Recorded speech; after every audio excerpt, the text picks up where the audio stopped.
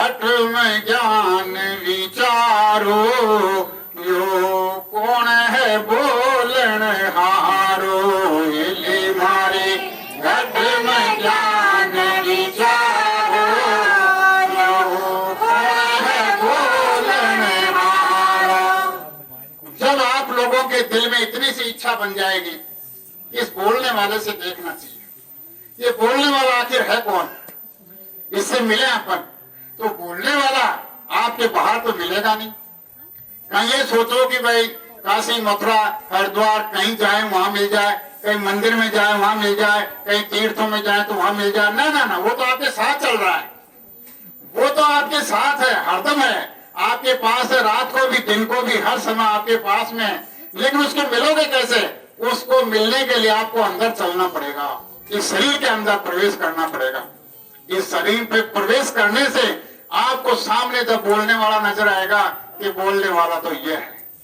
जब बोलने वाले के साथ में खड़े होकर के सामने शीशे में, आड़े में, दर्पण में देखोगे, इतना सुंदर का सुंदर आप लोगों को दिखाई देगा।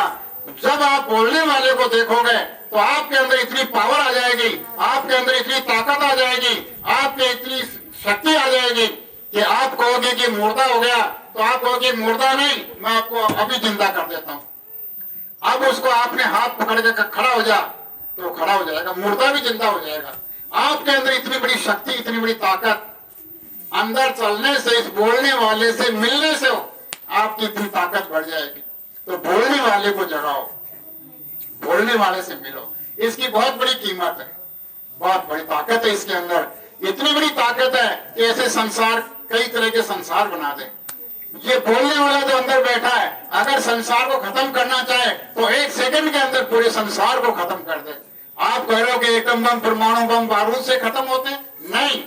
अगर खत्म करना चाहे बोलने वाला तो केवल इतनी सी कि दुनिया खत्म हो जाए, तो बस इसके इतना सा बोलने से दुनिया खत्म हो जाएगी। ऐसा स्वर्ग धरती पे उतर के आ जाए तो वो स्वर्ग धरती पे उतर आ जाएगा। इतनी बड़ी ताकत, और उसकी आप लोग अनदेखी कर रहे हो, उसके आप लोग परवाह नहीं कर रहे हो, और न उसको खाना दे रहे हो, न खुराक दे रहे हो, न पानी पिला रहे हो, न कुछ और कर रहे हो। ऐसा भूखा प्यासा शरीर को तो खाना दे रहे हो, लेकिन शरीर में जो बोलने वाला बैठा है उसको खाना नहीं दे रहे। आपका क्या न्याय है? आप अपने समझो इसको थोड़ा बहुत।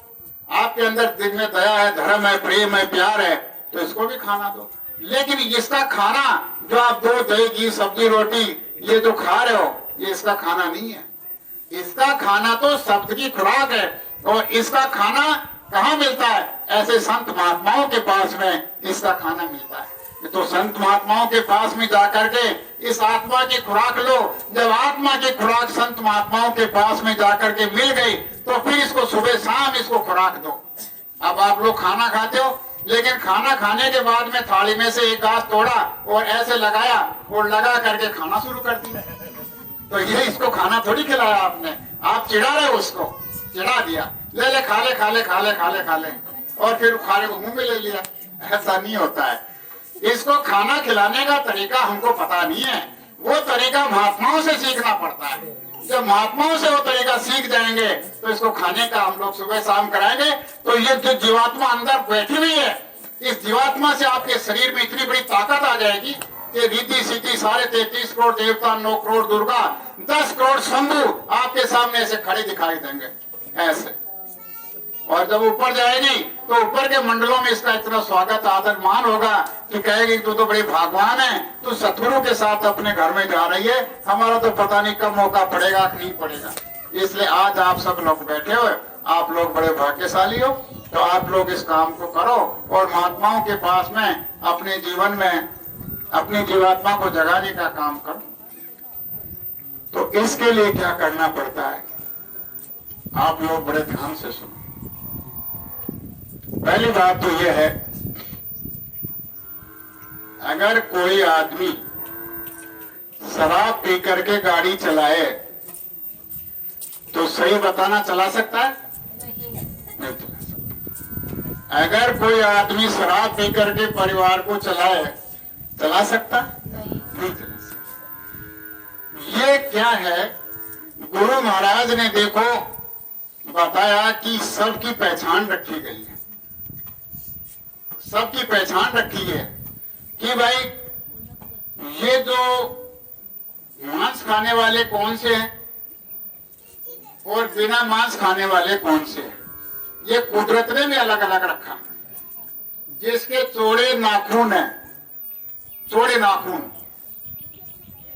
हाथ के और पैर के, जिनके हाथ और पैर के चौड़े नाखून हैं, जिनकी आंखें लंबी हैं, जो जीभ से खींच करके पानी पीते हैं, 3 बातें तो आ गई। जो जीभ से खींच करके पानी पीते हैं, जिनकी ऐसी लंबी आंख है, जिनके ऐसे नाखून चौड़े हैं, वो सब के सब जीव शाकाहारी हैं, वो मांसाहारी नहीं।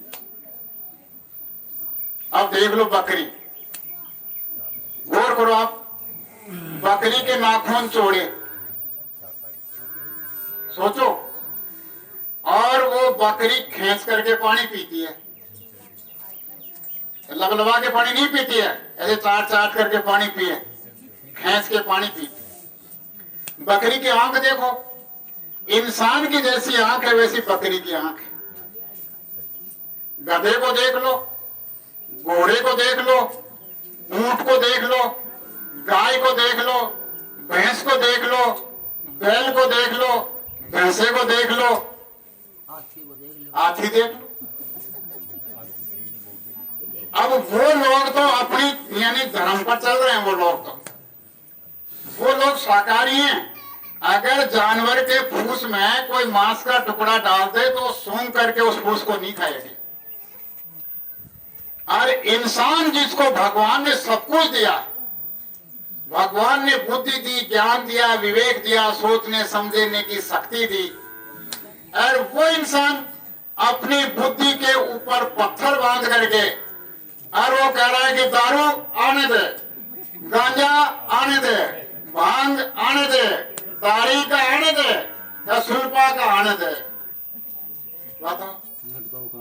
फिर मुर्गा का आने दे, जानवर का आने दे, वो तो इसने भगवान ने मुंह छोटा बना दिया। अगर वो भगवान थोड़ा सा किसकी दूसरा रूप बना देता, बड़ा मुंह, तो उसको करने की जरूरत ही नहीं थी साफ सफाई की, वो सारा का सारा अंदर रख लेता। ये इंसान का कर्म है। तो आप लोग इतना बताओ, आप सब माताएं बहनें घर में काम करती हो अपने अपने में, अगर यहाँ गंदगी होती तो क्या हम सब लोग बैठ सकते थे? नहीं बैठते। तो यहाँ पर साफ सफाई की, ये दरी पट्टी बिछाई, हम लोग सब आराम से बैठ गए। ये घर मकान है, इस घर मकान के अंदर यानी भारी पोछा लगा करके और साफ सुथरा रखते हैं। और अगर कोई आदमी आकर के इसमें उल्टी कर दे, इसमें तो जो जिसने बच्ची ने सफाई की है घर के अंदर, बताओ उस उल्टी को साफ करेगी तो उसका कितना मन खराब होगा। एक बात, आप लोगों ने मंदिर बनाया, उस मंदिर के अंदर कोई शराब मांस पिया खाया आदमी चला जाए, या उस मंदिर के अंदर कोई शराब मांस का टुकड़ा बोतल डाल दे, अब बताओ आपको कितना बुरा लगेगा। इंसान के बनाए हुए मंदिर के अंदर कोई गड़बड़ करता है, कोई गंदगी डालता है, तो आपको दर्द आता है, आपको क्रोध आता है, आप मना करते हो, झगड़ा करते हो।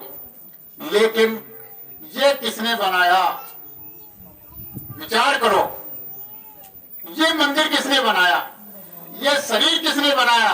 ये भगवान ने बनाया। लेकिन उस भगवान के बनाए हुए शरीर को गंदा करने में तुम्हें दर्द नहीं आता। तो तुम्हें दर्द नहीं आता, लेकिन उसको तो दर्द आता है। भाई जिसने बनाया है उसको तो दर्द आता है। अब वो दर्द आता है तो उसने आपको आजादी दी बोलने की और कुछ भी करने की, कि जब तक तुम्हारे शरीर में सांस रहेगी तब तक मैं कुछ नहीं बोलूंगा। मैंने तुमको हर प्रकार की आजादी दे दी, कुछ भी करो, कुछ भी न करो। लेकिन जब आपकी आजादी खत्म हो जाएगी और ये प्राण निकल जाएंगे शरीर में से, जीवात्मा निकल जाएगी, उस समय पर जब आपके कर्मों का फैसला वहां पर होगा और वहां पर उस कर्म की आपको सजा मिलेगी, जीवों को काटने की, उसके मकान को गंदा करने की, उस समय सोचो क्या करोगे फिर आप। इसलिए आज आप लोगों को पहली बात तो ये समझाई जा रही है कि जिस जीव को आप लोग काटोगे और काट करके उसको मुर्दे को भगवान के बनाए हुए इस मानव शरीर में डाल करके अगर आप लोग उसका गंदा करोगे तो उसकी बहुत बड़ी सख्त सजा मिलेगी। मानो न मानो ये आपकी मर्जी की बात है। हम कोई आपका पट्टा और ठेका लेने के लिए नहीं है कि हम आपकी शराब छुड़ा देंगे, आपका मांस छुड़ा देंगे। हम आपको समझा रहे हैं, हम आपको बता रहे हैं। और अगर दारू पीनी है तो इतनी पियो कि संसार में दारू न रहे। अगर मांस मुर्दा खाना है तो इतना खाओ कि संसार में कोई जानवर न रहे। सारे के सारे खा जाओ, सारी की सारी दारू पी जाओ, हमें इससे कोई मतलब नहीं है। लेकिन हम आपके हित के लिए, आपके भले के लिए ये आपको समझा रहे हैं। इसलिए पहली बात तो यह कि अगर आप लोग मान जाओगे, ये जो तस्वीर में दर्शन कर रहे हो बाबा जय गुरुदेव जी महाराज, ये हम सब लोगों को समझा रहे हैं। हम सब लोगों को अपील और प्रार्थना कर रहे हैं कि आप लोग मान जाओ। पहले किया जो किया, खाया जो खाया, पिया जो पिया, किसी को मारा काटा, सब कुछ किया जो किया, लेकिन पहले जो किए खोटे बुरे कर्म, उनका माफीनामा ऐसे महापुरुष के चरणों में बैठ करके और उनसे दया याचना की प्रार्थना करके पहले के किए हुए का माफीनामा इनसे करवा लो, इनसे करवा लो। अब आपको ये पूछा जाए कि हमारे परिवार में इतने लोग हैं, हमारे परिवार में बहुत लंबा चौड़ा बेटे बहू पोते पोती सब हैं, ये किसके साथी हैं? आपने जो कमाया, आपकी धन पूंजी मकान जमीन जायदाद, उसको लेने के लिए तो एक दूसरे झगड़े करने लग जाएंगे। और अगर आप उनसे ये कहो कि ये मेरे खोटे बुरे कर्म हैं, थोड़ा थोड़ा तुम सब लोग बांट लो, तो कोई तैयार हो जाएगा? कोई तैयार नहीं होगा। इसलिए मीरा भाई ने कहा, कर्मारो संगाती वो राणा कोई नहीं, कर्मारो संगाती वो राणा कोई नहीं। मीरा भाई इस मन को समझा रही है, अरे मन तो जिस पे गुमान कर रहा है, जिस पे घमंड कर रहा है, इन कर्मों का साथी इनमें से कोई भी नहीं है। इन कर्मों का साथी सतगुरु होते हैं। इसलिए आज आपको ये समझाया जा रहा है कि सतगुरु से जब प्रार्थना करोगे कि मैंने भूल में, चूक में, अज्ञानता में ऐसे खोटे बुरे कर्म किए, उन खोटे बुरे कर्मों से मुझे बचा लो, मेरे गुनाहों को माफ कर दो, मेरे अपराधों को खत्म कर दो। ऐसे सतगुरु दयाल जब आपके ऊपर मेहरबान हो जाएंगे तो आपके सारे के सारे खोटे बुरे कर्म योग रूपी अग्नि जला करके और उसमें सारे के सारे भस्म कर देंगे और आपका सारा का सारा अपराध खत्म कर देंगे। कोई आपको सजा नहीं मिलने देंगे। क्यों नहीं मिलने देंगे? कि ज्ञान दृष्टि से देखा जाए तो ये आत्मा इनकी अंश है, और संसार की दृष्टि से देखा जाए तो ये हम अपने अपने माँ बाप के बच्चे बच्ची। कौन? ये शरीर रूप में। ये शरीर किसने तैयार किया? माँ बाप ने। आत्मा किसकी है? मालिक की। अब आप एक बात बताओ, आपके घर में एक लड़का है, वो अपराध करता है, वो चोरी करता है, वो कत्ल करता है, वो लोगों को मारता है, पीटता है, कई तरह के गलत काम करता है। उसको पुलिस पकड़ करके ले जाती है, पुलिस पकड़ के ले जाती है। उसकी मदद कौन करेगा? कौन करेगा उसकी मदद? जो उसका बाप होगा। जो उसका बाप होगा वो उसकी मदद करेगा। वो थाने भी जाएगा, कोर्ट में भी जाएगा, जितना पैसा खर्च करना है करेगा। उसको ये पता है कि मेरा बेटा अपराधी है, मेरे बेटे ने कत्ल किया है, मेरे बेटे ने खोटे काम किए, लेकिन उसकी आत्मा तो है, उसका मोह तो है, उसकी ममता तो है उसके साथ में। इसलिए जब संसार का पिता अपने बेटे के लिए इतनी उसकी तरफदारी कर रहा है, उसको बचाने के लिए इतना काम कर रहा है, तो सोचो कि जो आत्मा का पिता होगा वो अपनी आत्मा को बचाने के लिए इस धरती पर आकर के हमारे जैसे यहाँ शरीर में रह करके दुख तकलीफ परेशानियां भोगते हुए उस आनंद के देश को छोड़ करके यहाँ आकर के हम उसको समझा रहा है कि आप लोग चलो, अपराध मत करो, गलती मत करो और कोई खोटा बुरा कर्म मत करो, जो कर दिया लेकिन आगे मत करो, आगे मैं तुमको संभाल लूंगा और मैं तुमको लेकर के अपने घर में चला चलूंगा जहाँ सुख ही सुख है। इसलिए आज आपको ये समझाया जा रहा, तो बताया जा रहा है कि जिस जीव को काटोगे,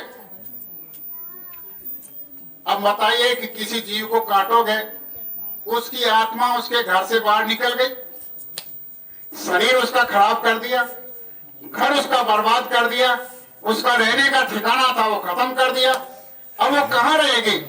वो जीवात्मा प्रेत योनि में आ जाएगी। कहाँ आ जाएगी? प्रेत योनि में। भूत का नाम सुना?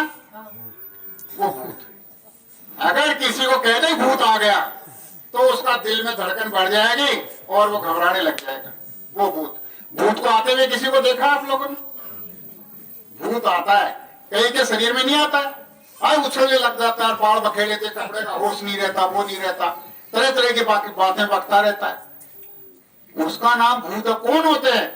जिन जानवरों को मारा, उन जानवरों में रहने वाली आत्मा वो प्रेत योनि में आकर के उनके घर में प्रवेश कर जाती है और वो औरत पर, बच्चे पर, बच्ची पर, बूढ़े पर, जवान पर, जानवर पर, पशु पर, सब पर बैठ करके और उनको पछाड़ती है, गिराती है और तड़पाती है, तरह तरह की तकलीफें करती है। अगर ये देखना हो तो हमारे गुरु महाराज के आश्रम पर चल के देखना, कितने बड़े बड़े भूत ऐसे नाचते हैं, कितने भूत नाचते हैं, आप देखो चल। जिसका दुनिया में कहीं इलाज नहीं होता है, उस भूत का इलाज वहां हो जाता है, वहां देखते हो।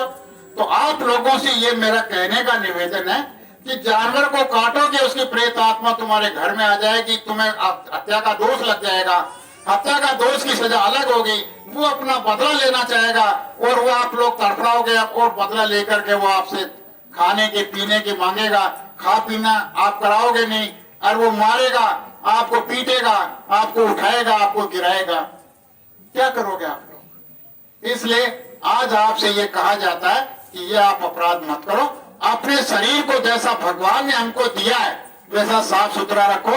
अगर गलती से आपने ऐसा कर लिया तो आगे अब करना मत और आगे के लिए आप माफी मांग लो कि अब तक कर लिया जो कर लिया, आगे हम लोग ऐसा खोटा काम शराब और मांस का पीने का नहीं करें।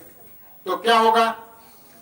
गुरु महाराज की दया से आपके घर में खुशहाली भी आएगी, आपके घर में अमन चैन भी आएगा, आपके घर में शांति आएगी, सब लोग प्रेम और प्यार से रहने लगेंगे, सबके दिल में दया धर्म रहेगा, बाप का कहना बेटा मानेगा, बेटे का कहना बाप मानेगा, पति का कहना पत्नी मानेगी, पत्नी का कहना पति मानेगा और मिलजुल करके सब लोग रहने लगेंगे। और अगर ऐसा नहीं करोगे तो पति दो आदमियों को बुला करके, पत्नी दो आदमियों को बुला करके पति को सरेआम खत्म करवा देगी।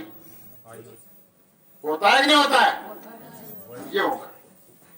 बेटा आदमियों को लेकर के साथ अपने बाप की कत्ल कर देगा कि ऐसे पैसा नहीं देता, इसको मार दो, इसकी जमीन हड़प लो, ये हो रहा है। तो इसलिए इस दुर्गुण को घर में प्रवेश मत होने दो। आज धरती पर जितने भी अपराध हो रहे हैं सारे के सारे श्राप और मांस के नशे से हो रहे हैं। अगर आदमी श्राप और मांस का सेवन न करे और उसको कहे कि जानवर के लकड़ी की जगह भगा दे, वो नहीं करेगा ऐसा। वैसे ही ढूंढ उड़ करके उसको भगा देगा, लेकिन उसको मारने के लिए उसका मन नहीं करेगा, इसके डंडा मार दे। इतनी बड़ी दया दिल में आ जाएगी शाकाहारी आदमी की। और दूसरी बात आपको ये बताया जा रहा है कि घर के अंदर आप लोग इतना कमाते हो और कमाते कमाते आपका पूरा नहीं पड़ रहा है। आखिर इसका राज समझा आप लोगों ने? क्या राज है? आज आपको इसके बारे में 5 मिनट थोड़ी सी और लेकर के आपको ये समझाना चाहते हैं कि आप लोग घर के अंदर कोई मर जाता है, घर के अंदर जानवर मर जाता है, तो आप घर में ही रखते हो क्या उसको? आप लोग घर में नहीं रखते हो तो उसको बाहर ले जाते होंगे। अगर इंसान होता है तो शमशान में ले जाते हो, जानवर होता है तो जंगल में डाल देते हो, लेकिन घर में तो नहीं रखते। अब आप लोग कितने बुद्धिमान हो, आप बाजार में जाते हो कसाई के पास में, और वहां मुर्दा काटा पीटा पड़ा रहता है, उस मुर्दा मिट्टी को लेकर के आप किलो आधी किलो जितना भी आपको जरूरत है लेकर के कहाँ आते हो? घर में आते हो। समझदार लोग तो मुर्दे को घर से बाहर ले जाते हैं, और तुम्हारी अक्ल बुद्धि पे पत्थर मार करके और उस मुर्दे को आप लोग घर में लेके आते हो रसोई में, और रसोई में ले जा करके रसोई के बर्तनों के अंदर रख करके नमक मिर्च मिला करके बना करके, और सारे घर वाले बड़े चाव के साथ में बैठ करके उस भगवान के मंदिर में उस मुर्दे को डालते हो। क्यों? इसको क्या बना दिया आपने? अरे शमशान बन गया, ये कब्रिस्तान बन गया। शमशान में कौन रहेंगे? भूत प्रेत। भूत प्रेत रहेंगे इसमें, इसमें दानव रहेंगे, इसमें राक्षस रहेंगे, इसमें शैतान रहेंगे। जब जिस घर के अंदर भूत प्रेत हैवान शैतान और राक्षस देखते रहेंगे, बताओ उस घर में क्या बाकी रहेगी? तुम्हारा क्या दौर चलेगा? खाने का वो मांगेंगे, मुझको खिलाओ, हमको खिलाओ, लाओ, तो खाने का तो सारा वो अपने पेट में डालेंगे। तो उस घर को आपने शमशान बना दिया। और अगर ऐसा नहीं करोगे, अगर घर से अच्छी शाकाहारी सब्जी लाओगे, आलू गोभी मटर जो भी आप खाते हो, और खा करके बना करके घर में बैठ करके बड़े प्यार प्रेम से खाओगे, शाकाहारी भोजन दूध दही घी सब्जी रोटी सूखे गिले फल बैठ करके परिवार में बाल बच्चों के साथ में खाओगे, सबकी आत्मा प्रसन्न होगी, सबके अच्छे विचार होंगे, सबकी अच्छी बुद्धि होगी, सबके अच्छे सोच होगी, सबका मन बुद्धि ठीक रहेगा और सब अच्छी बात सोचेंगे, तो वहां क्या रहेगा? वहां लक्ष्मी आएगी, दौड़ करके आएगी। तो उस घर में लक्ष्मी आएगी तो जहां 5 कमाओगे तुमको 500 का सा दिखाई देगा। इतनी भारी बरकत इन महात्माओं की दया से आपके घर में दौड़ करके आएगी। तो कितना बड़ा नुकसान इंसान कर रहा है अपना, केवल एक बुराई को ना समझे में अपना करके। इसलिए आज आपको ये समझा रहे कि गलत संगत सोबत में पढ़ करके अगर आपने उस बुराई को अपना लिया है, तो आज आप लोगों से ये प्रार्थना की जा रही है कि आज अच्छी संगत सोबत में बैठ करके आप लोगों ने अच्छी बात को सुना, तो बुराई को बुरे लोगों में बैठ करके अपना, तो अच्छे लोगों में बैठ करके अच्छाई को अपना लो और सदैव सदैव के लिए उस बुराई को विदा कर दो कि ऐसी बुराई हमारे घर में नहीं पनपने देंगे, हमारे बच्चों में नहीं पनपने देंगे। अगर आपके बाल बच्चे छोटे छोटे जो घर में रहते हैं उनकी बुद्धि बड़ी तेज होती है, आप दारू पीते हो कमरे में बैठ करके और फिर तरह तरह का नाटकबाजी करते हो और घर में कुछ नहीं है और चटपटी चीज खाने के लिए देवी जी को कहते हो, देवी बेचारी घर में सामान न होने के खातिर वो कुछ नहीं बना पाती है, आपको गुस्सा आता है, आप देवी जी के 5-4 डंडे मारते हो, पूजा करते हो, बरगड़ाते हो, मारते हो, कूटते हो, तड़पाते हो उसको। ये इंसान है। इसलिए सब लोगों से कहना है कि वो बच्चे जो छोटे छोटे हैं वो सारा का सारा वो विचार करते हैं, देखते हैं घर में क्या हो रहा है। अगर वो छोटे मासूम बच्चे अगर उस खेल को देख रहे हैं और वो खेल को देखने से उनके दिमाग में ये विचार आ गया कि ये कोई अच्छा काम है, ये जो कर रहे हैं जो बहुत अच्छा काम है, ये अपने को भी करना चाहिए।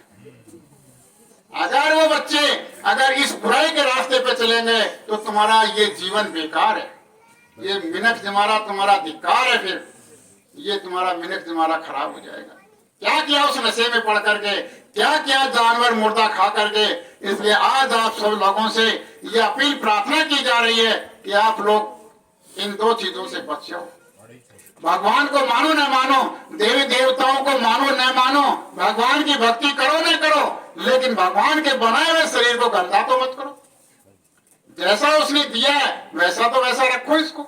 जब साफ सुथरा रखोगे तो कोई दिन उस भगवान की ऐसी लहर आ जाएगी, कई महात्माओं की दया हो जाएगी, साफ सुथरी जगह होगी, वो भगवान महात्मा इसके अंदर बैठने की कोशिश करेंगे, जगह मिल जाएंगी, तुम्हारा उद्धार हो जाएगा, तुम्हारी आत्मा का कल्याण हो जाएगा। अगर अंदर बैठने की जगह नहीं होगी, गंदी होगी, तो कहां बैठेंगे। इसलिए इस जगह को साफ सुथरा रखो, गंदा मत करो। इसको गंदा करोगे तो उसकी बहुत बड़ी सजा मिलेगी।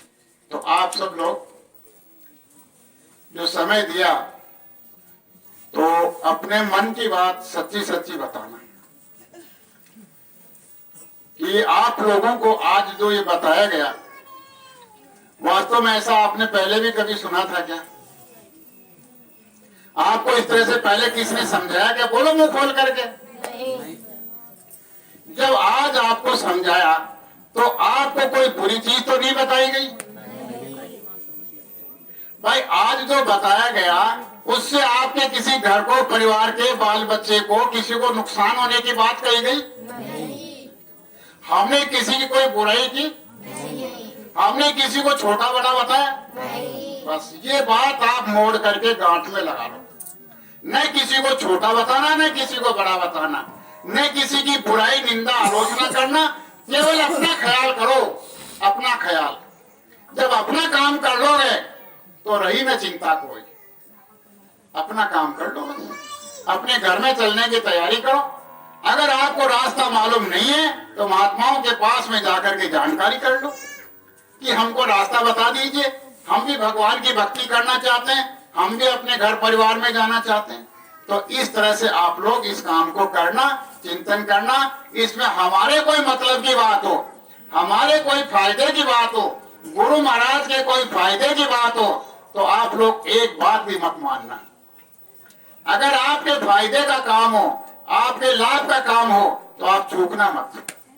आपके फायदे के काम को चूक जाओगे, आपको ऐसा अवसर, ऐसा मौका फिर दोबारा नहीं मिलेगा। ये सब बातें आपको इसलिए समझाई जा रही हैं कि ये मौका है, ये अवसर है। हो सकता है कि ऐसा मौका आपसे दोबारा मिलने का मिले या न मिले। ये शरीर का कोई पता नहीं कब किसका कब पूरा हो जाए। आज जितने बैठे हुए हैं हो सकता है कि बाद में कभी अपना आपस में मिलना हो या ना हो।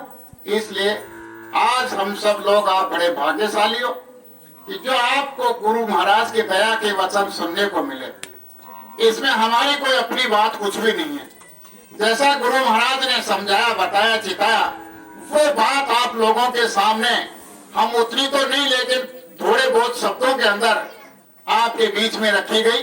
और सत्संग जो नाम, ये सत्संग तो सतगुरु का होता है, लेकिन सतगुरु के शब्दों को हम लोग जब दोबारा याद करते हैं बैठ करके तो वो भी सत्संग के बराबर ही होता है। इसलिए आप लोग बड़े भाग्यशाली हो कि आप लोगों ने समय निकाल करके और गुरु महाराज की दया के वचनों को सुना। लेकिन आप लोग इन पे विचार करना, चिंतन करना और फिर अमल करना। अमल करोगे तो आप लोगों को इसका लाभ मिलेगा। और गुरु महाराज का आश्रम मथुरा में है, वहां पर आप लोग 15 मई को यानी आज से 1 महीने बाद में गुरु महाराज का जो जन्म स्थान है वो उत्तर प्रदेश में एक इटावा जिला है, आगरा से करीब 200 किलोमीटर आगे। वहां पर गुरु महाराज का जन्म स्थान है। और उस जन्म स्थान के ऊपर गुरु महाराज का एक बहुत बड़ा अच्छा स्थान पर मंदिर बना है। वहां पर बहुत रमणीक स्थान है। और उस स्थान के ऊपर एक ऐसी सिफत है, ऐसी महिमा है कि वहां पर गुरु महाराज का एक जो कुआं था, उस कुएं में जो पानी है, वहां जब गुरु महाराज ने कहा कि ये पानी तो अमृत है, ये गुरु महाराज के वचन थे, तो उस कुएं का पानी मालिक के वचन निकलते के साथ में वो पानी अमृत हो गया। और आज उस पानी को लोग अपनी अपनी बोतल में, केतली में भर करके अपने अपने घर में लेकर के आते हैं। और उस पानी को यानी लोग अपनी बीमारी में, अपनी तकलीफ में, अपने पेट में खराबी होने पर उस पानी का उपयोग करते हैं। तो वो अमृत जल जैसे ही वो काम में लेते हैं, इसका उनको फायदा मिलता है। ऐसा बहुत लोगों ने करके देखा है। और लोग कहते रहते हैं कि वहां का अमृत जल आप जाओ तो हमारे लिए भी लेके आना, हमारे लिए भी लेके आना। तो लेकर के भी आते हैं। और जिसको जो मांगता है जैसे जैसे उसको थोड़ा थोड़ा सबको देते रहते हैं और लेते हैं। तो अब हम लोग क्या है कि वहां जाएंगे तो वहां जब पानी अमृत जल है तो वहां की धरती में वहां का क्या गुण है, ये तो आप वहां जाओगे तो पता लगेगा। फिर उसके बाद में 15 तारीख को वहां से चलेंगे, यहाँ से 16 को सुबह पहुंच जाएंगे, सारे दिन विश्राम करके, और 17 को रात, 16 की रात को रुक करके 17 को वहां से चल करके और अपने मथुरा आश्रम पर, जहां गुरु महाराज का आश्रम है, जहां गुरु महाराज बहुत वर्षों तक उस आश्रम पर रहे, वो गुरु महाराज की कर्म भूमि, वहां पर 17 से 21 मई तक सत्संग होगा। और 19 तारीख को पुण्य तिथि आएगी, वहां पूजन होगी। और वहां आने के बाद में 20 तारीख को वहां से चलेंगे और चल करके 21 तारीख को सुबह अपने अपने घर में आ जाएंगे। फिर घर की व्यवस्था जैसे अपन छोड़ के गए उसको संभाल लो। जो कोई भी चलने की इच्छा करते हैं, आप लोग पहले बोल दोगे तो आपको बैठने की वहां व्यवस्था मिल जाएगी बस में। यहाँ से बसें जाएंगी तो 2 बसों की तो पूर्ति हो चुकी है भाई, यहाँ 2 बस तो हो चुकी हैं। अब और जितने भी बोलेंगे उनकी और व्यवस्था हो जाएगी। तो जो चलने की इच्छा करते हैं वो थोड़ा सा के बता देंगे। और हम तक आपकी सूचना नहीं पहुंचती है तो हमारे यहाँ आस पास में जो भी गुरु महाराज के जाने आने वाले हैं, आप उनसे बात कर लो कि भाई हम भी चलेंगे, हमारी भी थोड़ी आप नोट कर लो, बता देना उनको, तो उतनी व्यवस्था फिर आप लोगों की हो जाएगी। तो जो चलना चाहें वो लोग अपनी तैयारी कर लें। आपको वहाँ खाने पीने के लिए साथ में ले जाने की कुछ जरूरत नहीं है। वहां पर क्या है कि वो सब एक जगह भोजन बनता है सबका। और अपन अगर ले जाना चाहें तो अपने घर से थोड़ा बहुत किलो, आधी किलो पाव अथवा आटा वगैरह साथ में ले लें कि भाई चलो ये आटा वहाँ भंडार घर में दे देंगे। और कोई थोड़ा बहुत सामान सुमन जो भी आप देना चाहो, कोशिश से न देना चाहो, वो कोई जरूरी नहीं है कि ऐसे अगर भाव में आ जाए तो पाव अथवा आटा भाई अपन भी दे दो, और क्या तो दे दो। और नहीं देना चाहो तो वो तो कोई बात नहीं, सब बनेगा। और पहनने ओढ़ने के लिए अब तो गर्मी है तो आप अपने नहाने धोने के कपड़े साथ में ले लो, और कोई दरी बिछाने के लिए, चादर ओढ़ने के लिए इतना सा आपको साथ में लेना है। और बाकी वहाँ तंबू वंबू लग जाते हैं, वहां पर छाया में आराम से करो। सुबह शाम सत्संग होगा, वो सत्संग सुनो और पूजा करके, और जो वहाँ पूजा का प्रसाद मिले उसकी बड़ी कीमत है। वो पूजा का प्रसाद बिखेरना मत और खत्म मत करना। और उस प्रसाद को आप अपने घर में लाके रखना। जब आपको कैसी भी बीमारी हो जाए, कैसी भी तकलीफ हो जाए, कोई बेहोशी हो जाए, कुछ भी हो जाए, उसमें से एक दाना उसके मुंह में डाल दो और कहो कि जय गुरुदेव नाम भगवान का बोलो, जय गुरुदेव नाम भगवान का बोलो। तो उसको क्या है कि फायदा होगा। आपके पास में समय पर साधन न हो, रुपए पैसे नहीं हो, डॉक्टर की सुविधा नहीं हो, दवाई की सुविधा नहीं हो, तो घबराना मत कोई भी। उस प्रसाद को आप उसके मुंह में डालोगे तो उसी का फायदा मिल जाएगा। और गुरु महाराज कहते हैं कि बेहोशी हो जाए, उसको किसी प्रकार से होश नहीं आ रहा है, तो वो क्या है कि उसके कान में, दाहिने कान में 10 बार जय गुरुदेव बोलोगे तो वो जय गुरुदेव बोलोगे तो उसको होश आ जाएगा। होश आने के बाद में जब आप उससे ये पूछो कि आपको होश कैसे आया, आपको अंदर कोई दिखाई दिया, तो जब वो अपने आप बताने लगे कि जब अंदर ये महापुरुष जो तस्वीर में देख रहे हैं, ये बाबा जी ये मेरे पास आए, अंदर मुझे घट में दर्शन दिए और इतने सुंदर थे, और उनका रूप देख करके मैं बहुत खुश हुआ, और मुझे वो बात करके मेरे से मुझे होश करा करके वो तो चले गए। अगर आपके घर में कोई मौत से जूझ रहा है, सुनो बड़े ध्यान से, आपके घर में मौत से जूझ रहा है, शरीर छूट नहीं रहा, घर वाले दुखी हो गया, मरने वाला दुखी हो गया, सारे के सारे थक रहे, आपस में एक दूसरे पर गुस्सा निकाल रहे, अरे तू मरा नहीं, अरे तू ये हो गया, हमको बर्बाद कर दिया, घबराने की कोई जरूरत नहीं है। आप लोग उसकी शांति के लिए, क्योंकि जो जीवन भर कर्म किए हैं वो आखिर में वो आंखों के सामने वो सारे के सारे कर्म नाचते हैं, वो कर्म नाचते हैं। उसके इतनी भारी पीड़ा उसको भोगनी पड़ती है कि गुरु महाराज कहते हैं कि जन्मत मरत दुसह दुख होगी। उस समय इतनी पीड़ा होती है कि वो अपनी जबान से कह नहीं सकता, और जब आप पूछते हो तो आंखों से आंसू बहाता है, अरे मैं तो अपना कर्म भोग रहा हूँ, लेकिन तुम तो बच जाना, तुम तो बचने का उपाय कर लेना, तुम तो अभी मौजूद हो, मेरा तो आखिरी समय आ गया, मैं तो जा रहा हूँ। उस समय के ऊपर उसके कान में आप लोग 10 बार जय गुरुदेव बोलो, अनेकों बार बोलो।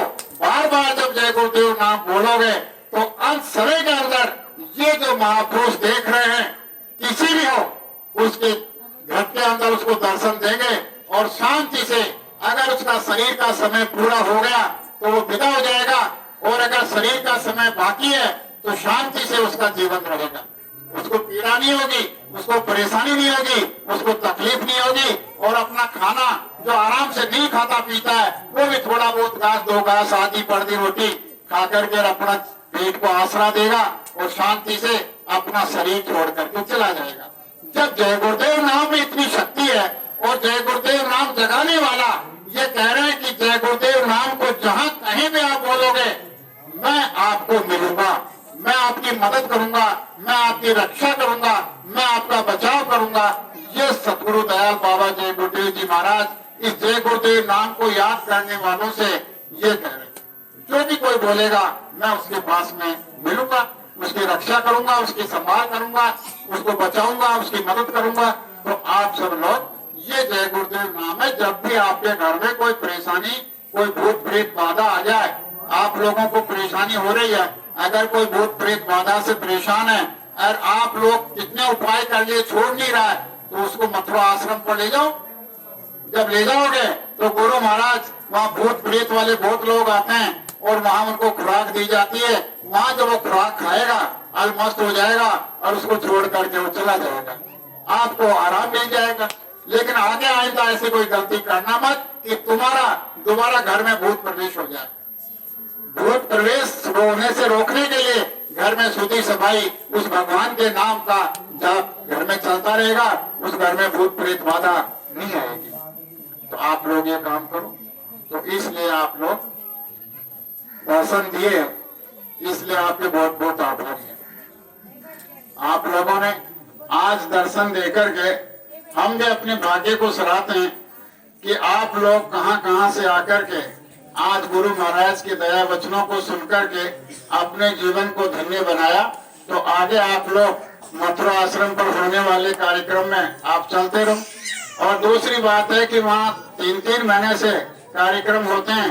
3 महीने में आपसे शरीर से कोई छोटी मोटी गलती हो गई, वहाँ आश्रम पर गए, वहाँ माफी मांग ली, अपने कर्मों को साफ करने की दया मांग ली, वो 3 महीने की खत्म हो गई। फिर 3 महीने बाद कार्यक्रम आता है, फिर 3 महीने बाद में ले लो। तो शरीर की रोजाना सफाई होती रहेगी, जैसे मकान की रोजाना सफाई होती है ऐसे शरीर की भी सफाई होती रहेगी। कर्मों का भंडार आपका इकट्ठा नहीं होगा, और पहले के जो भंडार आपने जमा कर रखा है, इकट्ठा कर रखा है, वो कोठरी धीरे धीरे गुरु महाराज खत्म कर देंगे। तो आपका सारा का सारा अच्छा और बुरा खत्म हो जाएगा। आप लोगों को यहाँ से जाने का रास्ता मिल जाएगा। सब आप लोग अपने घर की तरफ जाओ, कोई आपका पल्ला पकड़ने वाला नहीं रहेगा। जब आपका अच्छा भी खत्म, बुरा भी खत्म, तो आपको कौन रोकने वाला है? सीधे अपने घर की तरफ जाओगे। ले जाने वाले सतगुरु है, सतगुरु के जरिए जब घर में जाओगे कोई रोक टोक नहीं होगी। तो सब बोलो जय गुरुदेव।